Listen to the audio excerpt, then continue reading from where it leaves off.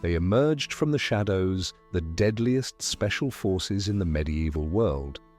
Their symbol was the dagger, the only thing their enemies saw before the end.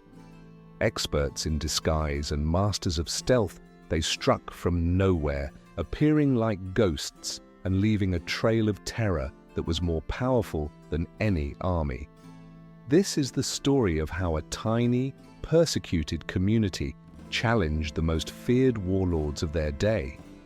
A marginalized sect that would become a legend, the first true assassins. The year is 1122. In the vast and turbulent landscape of the Middle Ages, the Islamic world is torn by an ancient schism between two great branches of the faith, Sunni and Shia. This bitter rivalry, fueled by centuries of theological and political conflict, set the stage for the rise of a clandestine group of warriors. Their origins lie far from the Holy Land, in the harsh, rugged mountains of 11th century Persia, the country we now know as Iran. Here, a small, marginalized sect known as the Ismailis sought refuge. Persecuted by their powerful Sunni rivals, they were forced to fight a war not with armies, but with wits. This is the story of how they perfected a new form of combat, a campaign of targeted psychological terror. They wouldn't fight on the battlefield, they would strike at the very heart of their enemy's power, shaping the course of history through fear and precision. The story of the assassins is rooted in the survival of a small, persecuted religious group, the Ismailis. In the 11th century, they faced extermination at the hands of the vast Sunni armies, who saw their faith as a dangerous heresy. To endure, they needed a sanctuary, a place where their enemies' brute force would be useless. They found it in the remote, rugged mountains of northern Persia, an area now known as Iran. Their stronghold was the mountain fortress of Alamut, a towering natural bastion known as the Eagle's Nest. Unlike the man-made castles of the Crusaders, Alamut was a natural fortress perched atop a sheer 300-foot cliff. With deep gorges at its base, it was nearly impossible to assault. This was more than just a castle, it was a defiant symbol of a people pushed to the edge. Leading this small community was Hassan-i-Sabah, a man of intense charisma who demanded absolute devotion from his followers. He understood that his sect could never win a conventional war against a Sunni army of 300,000 men. Instead of meeting them on the battlefield, he devised a radical new strategy, asymmetric warfare. His goal was not to defeat the enemy's army, but to dismantle their leadership, causing chaos and terror from within. He would decapitate the snake by striking its head. To achieve this, Hassan began training an elite squad of warriors chosen from his most dedicated followers, the Fida'i, hardened mountain men who would become the weapon themselves. The first target of this new, deadly force was the most powerful man in the Sunni world, the Grand Vizier Nizam al-Mulk. Hassan's first and most crucial target was Nizam al-Mulk, the Grand Vizier of the vast Seljuk Empire. Al-Mulk was not only a one-man government but also a fierce champion of Sunni orthodoxy who had made it his life's work to root out the Ismaili heresy. He called the sect the Puss of Sedition and was determined to crush them. For Hassan, eliminating this man was not just a strategic move, it was a powerful statement that no one was beyond the reach of his assassins. To accomplish this monumental task, Hassan initiated a meticulous intelligence operation. An Ismaili spy infiltrated al-Mulk's headquarters, collecting detailed information on his daily life, his habits, and the weaknesses in his security. The intelligence confirmed that al-Mulk's security was tight, but it revealed a surprising vulnerability, his deep religious piety. Al-Mulk was known to welcome Sufi mystics and holy men seeking their blessings. This, Hassan realized, was the only way to get close enough to strike. Hassan's Fida'i were not only trained in combat, but in the art of disguise and psychological warfare. They were a new kind of special force, one that didn't rely on technology, but on pure skill and determination. The weapon of choice was not the sword or the bow, but the dagger. A dagger attack was silent, intimate, and guaranteed the kill. The Fidai learned to strike with precision, targeting vital organs with a single, swift motion. They practiced distractions, a sudden trip or a dropped item, to create the perfect window to strike. After months of intense training, the chosen assassin, disguised as a holy man, was ready to infiltrate the enemy's inner circle. The stage was set, and the assassin moved into position to deliver a fatal blow to the most powerful man in the Persian state. The chosen assassin, disguised as a Sufi mystic, successfully infiltrated Nizam al-Mulk's camp. No one suspected a holy man. Within the inner quarters of the vizier, an atmosphere of routine and comfort prevailed, with no one anticipating a threat. It was the perfect moment for the strike. Al-Mulk, at this time of night, was in high spirits, having finished his work for the day. He was less guarded and more approachable, making him a vulnerable target. As the evening descended, the vizier was about to be carried to his harem on his litter, surrounded by his trusted guards. But then he saw the Sufi mystic approaching. A devout man, Al-Mulk was more than willing to receive a blessing from the holy figure. He let his guard down completely, believing himself to be in the presence of peace. The assassin seized the opportunity, just as he had trained for months. In a swift, brutal motion, he pulled out his concealed dagger and plunged it into the vizier. The distraction worked perfectly. In the chaos that followed, the assassin was captured and killed, but his mission was a resounding success. The murder of Nizam al-Mulk sent shockwaves across the Islamic world. The Sunni champion was a great man, and his death was a powerful message from a tiny, marginalized group. If they could kill him, they could get anyone. The Ismailis of Alamut had proven that their small, highly trained force could take on a vastly superior enemy and win. This assassination, one of the most high-profile killings of the era, triggered the collapse of Al-Mulk's empire and cemented the assassins' reputation as masters of asymmetric warfare. Their first major triumph was only the beginning. The legend of the assassins would soon spread like wildfire, fueled by tales of their ruthless effectiveness.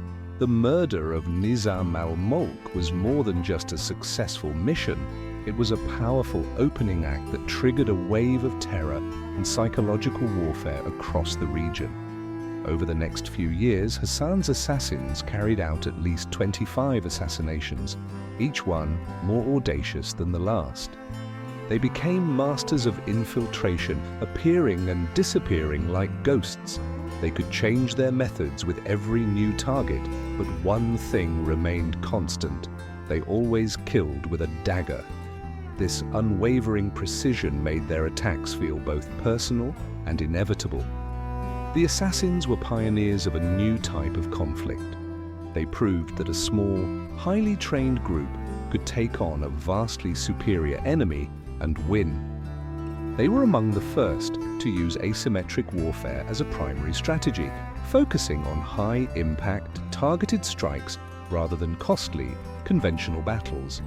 Their success was so celebrated in popular poems that kings with 100,000 soldiers were said to live in fear of a single assassin.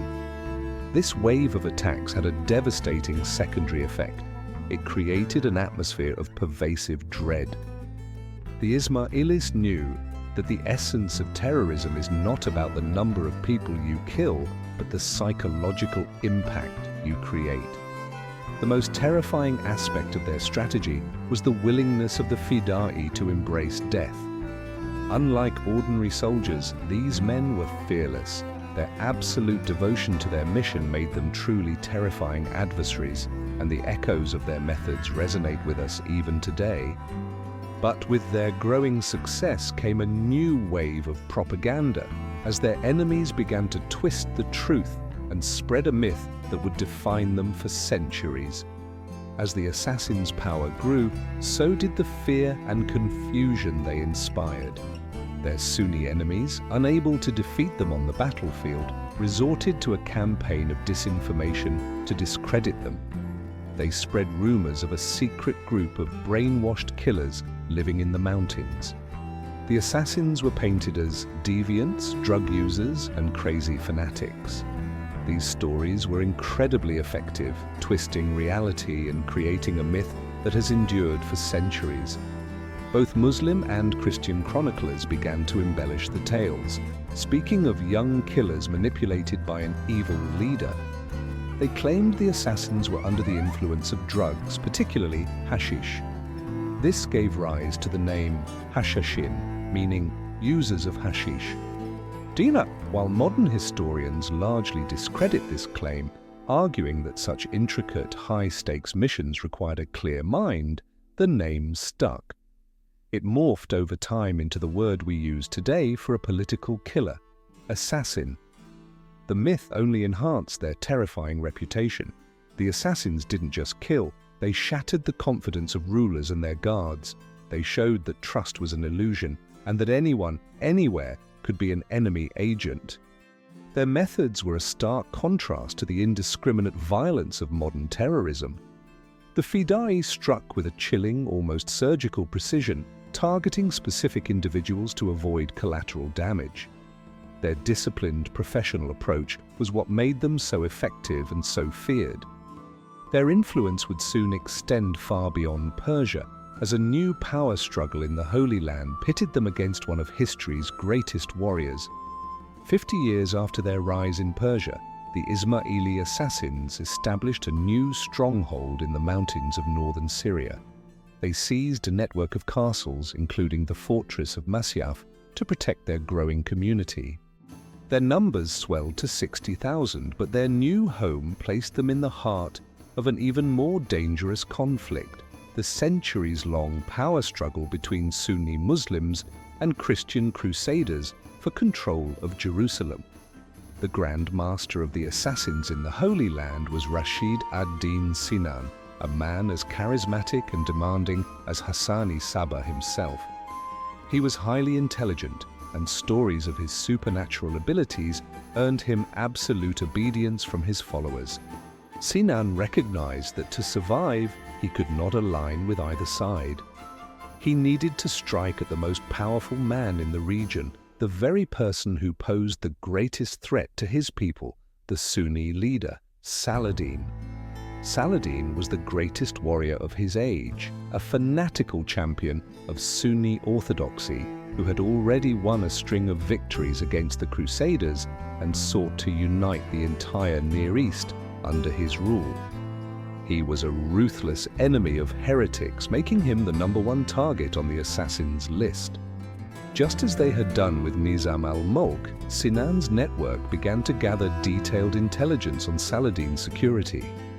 His spies infiltrated bustling Syrian cities, recruiting locals and building a network of informers, including merchants and even carrier pigeon handlers. This grassroots intelligence was key to finding a chink in Saladin's otherwise impenetrable armor. With their intel complete, the assassins prepared to take on a challenge unlike any they had faced before: Saladin's elite bodyguards. The assassins had to find a way to counter Saladin's most formidable asset, his elite personal guard. These bodyguards were the best in the business, and a direct assault would be suicidal. Sinan's spies focused on a new kind of intelligence gathering. They studied the bodyguards' movements, their training, and their habits. They knew that even the most alert guard couldn't be on 100% of the time, and that's where the opportunity lay. Armed with this knowledge, the assassins began to train. They practiced close-quarters combat against armed sentries, learning not just how to use their daggers, but how to understand and defeat a sword-wielding opponent. They learned to kill silently and swiftly, often with a single, brutal motion. With their training complete, they devised a plan to infiltrate Saladin's camp. Disguised as soldiers, they slipped past the outer defenses, blending in so perfectly that they raised no alarm. Saladin, on campaign and in his tent, had no reason to suspect a personal attack. The first attempt, however, failed. The bodyguards proved too strong, but the attack was not a total disaster. It was a warning shot, a terrifying message to Saladin. "We are coming for you." The psychological battle was now in full swing. Saladin, the great Sunni champion, began wearing body armor 24 hours a day, a public admission of his fear. He knew the assassins never gave up. Sinan bided his time, and his next move was a masterpiece of infiltration. He planted a sleeper cell within Saladin's own organization. These assassins were willing to wait for years until the moment was politically right to strike. The stage was now set for Sinan's final chilling move, a psychological blow that would prove more powerful than any dagger. After a failed assassination attempt, Saladin, the great Sunni champion, was on high alert, but he couldn't break the siege on Masyaf. Sinan knew he needed to find a new way to get through to him. He came up with a final, brilliant plan of psychological warfare. The legend says that Sinan himself crept into Saladin's camp and left a note on his pillow along with the calling card of his order, a dagger. The note was a chilling message. "Death holds no fear for the Fidai. I will defeat you from within your own ranks." This was a blow to Saladin's psyche. The note proved the assassins could get to him anytime, anywhere. He was living in fear.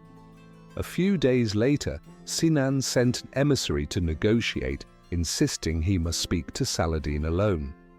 Saladin, still on guard, dismissed everyone but his two most trusted bodyguards.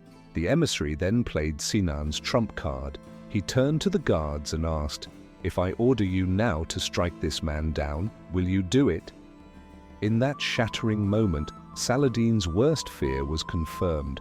His most trusted bodyguards, men he considered his own sons, were in fact assassins, sleeper agents who had been embedded in his entourage for years. The emissary's question was not a command but a demonstration. He proved that the assassins were everywhere and that Saladin could trust no one. This ultimate deception worked. Saladin, shaken and demoralized, lifted the siege, and the assassins were safe once again.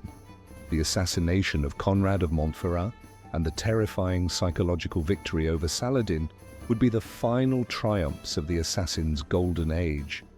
Their exploits in Persia and the Holy Land ensured the survival of the Ismaili faith for nearly 2 centuries against overwhelming odds. But their methods, born of desperation, created a myth that overshadowed their true history. The name assassin came to be associated with drug-crazed fanatics, a legend created by their enemies to discredit them. In reality, they were a disciplined, highly trained force who were among the first to master asymmetric warfare and psychological operations. They proved that with precise intelligence, strategic infiltration, and unshakable resolve, a small group could defeat a much larger force. Their legacy is not just one of brutal killings, but of a radical new approach to conflict, one that continues to echo in modern warfare today. They were a community that survived by turning fear into their greatest weapon and their name into a legend that would never die.